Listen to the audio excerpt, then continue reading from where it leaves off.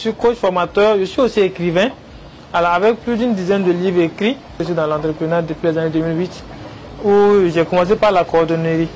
Voilà, fabriquer des chaussures, coudre des chaussures. Voilà. Et là où on est aujourd'hui, c'est mon atelier de cordonnerie, qui a été transformé aujourd'hui en imprimerie, alors qu'on appelle imprimerie papeterie Savifa. Aujourd'hui, il y a des gens qui travaillent ici. Moi, je ne suis pas ici, c'est géré par mon petit frère qui est tout le temps là, qui gère, qui a des assistantes qui l'accompagnent. Aujourd'hui, qui lui-même aussi est devenu formateur, qui forme déjà.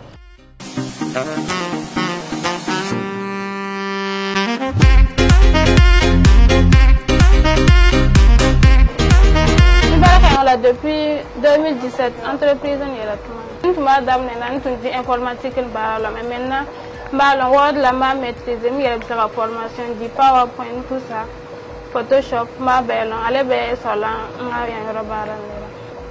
après ma cogne comme ça gagne na ko ke donc c'est bon.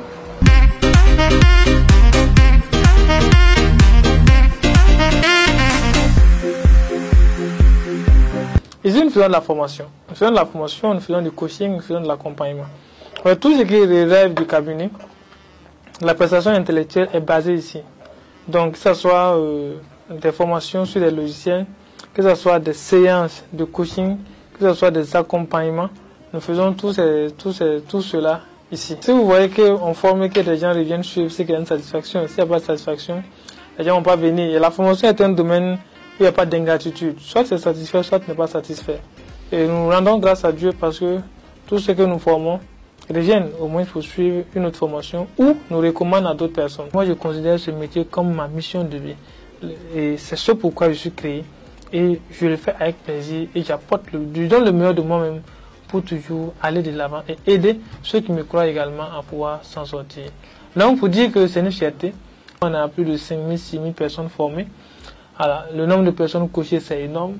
Alors, un peu partout au Burkina, Banfora, Tenkoudou, partout au Burkina et un peu partout dans le monde. Il y a des gens aux États-Unis qui nous suivent, il y a des gens en France, en Côte d'Ivoire, au Cameroun, au Congo, alors au Niger, qui nous appellent tout le temps pour demander des conseils, qui nous appellent tout le temps pour demander des orientations. Je côtoie coach Démé depuis 2019 et jusqu'en 2021 aujourd'hui.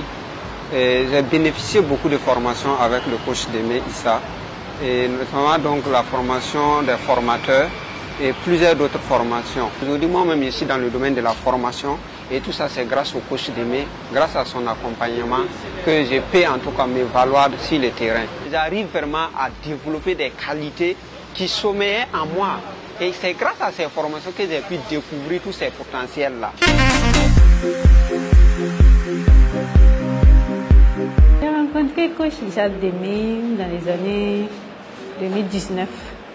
À ce moment, on était tous ambassadeurs du développement. Et j'ai participé à une de ces formations. La première fois, c'était la journée de la créativité que coach Issa Démé avait organisée. C'était la 4e édition, je crois. Et j'ai vraiment été impressionnée par le travail qu'il a fait et le nombre de coachs qui sont venus intervenir. Coach Issa Démé, c'est vraiment quelqu'un qui s'est battu dans la vie et qui, à la force du poignet et de l'expérience, s'est construit. Donc en fait, c'est un modèle. Et le nom c'est un peu l'engagement de démontrer cela.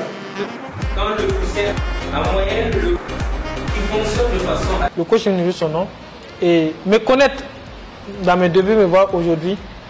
Si tu ne rends pas grâce à Dieu, il pense que Dieu même va se plaindre contre toi. Voilà. Parce que nous, on est parti de zéro. On est parti de la pauvreté, comme on le dit, de la vraie pauvreté, où on avait à peine à manger.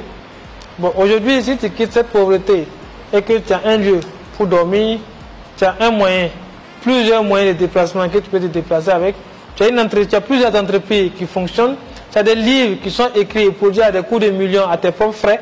Bon, je ne vois pas qu'est-ce qu'un homme cherche encore au-delà de ça. Alors, donc, on rend grâce à Dieu et je pense que je suis comblé. L'autre satisfaction, c'est aussi d'être un exemple pour certaines personnes qui sont dans des difficultés extrêmes, qui sont sans soutien, que ces gens puissent voir que réellement, ils peuvent aussi réussir. Parce que mon histoire est assez particulière. Nous n'avons pas eu de soutien. Moi, toutes les portes m'ont été fermées par n'importe quelle personne que je rencontre. Tout le monde m'a pris comme concurrent. Et aujourd'hui, d'autres m'ont rejeté. Mais aujourd'hui, quand ils me voient, ils me prennent comme un exemple. Ils veulent que je sois à côté d'eux. Ça, c'est une satisfaction.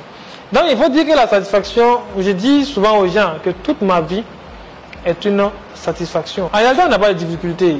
Et je dis aussi, si vous n'avez pas de difficultés dans la vie, vous ne pouvez pas grandir. Nous, on ne prend pas ça comme une difficulté. Il y a ce qu'on appelle la mentalité de ceux qui réussissent, la mentalité de ceux qui échouent.